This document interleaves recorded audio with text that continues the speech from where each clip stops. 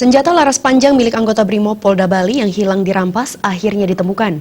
Pejabat Polresta Denpasar menyatakan kode nomor senjata tersebut sesuai dan identik dengan sejumlah tindak kriminal yang terekam kamera pengawas.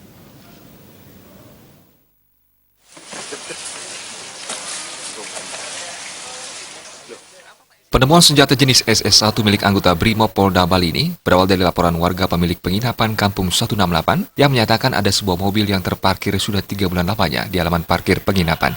Laporan tersebut langsung ditindaklanjuti oleh jajaran Polsek Kuto Selatan dan Polresta Denpasar dengan menggeledah isi mobil. Tadi sangka petugas menemukan sejumlah barang diantaranya adalah senjata laras panjang yang sudah dicat. Setelah diselidiki, senjata tersebut identik dengan senjata milik anggota Brimob yang dirampas oleh orang tak dikenal saat bertugas di Hotel Ayana Jimbaran. Selain itu, senjata juga identik dengan tindak kejahatan yang dilakukan oleh sejumlah warga Rusia yang telah ditetapkan sebagai tersangka dalam sejumlah aksi perampokan. Senjata dan sejumlah barang bukti lain yang ditemukan di dalam mobil identik dengan barang yang digunakan oleh pelaku yang terekam kamera pengawas saat beraksi.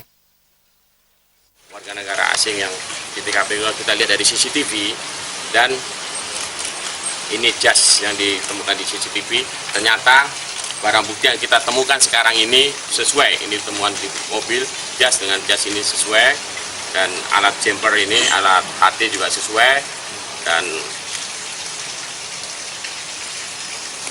linggisnya juga sesuai. Dari hasil olah TKP di Nakula ini, kita melakukan olah TKP terus.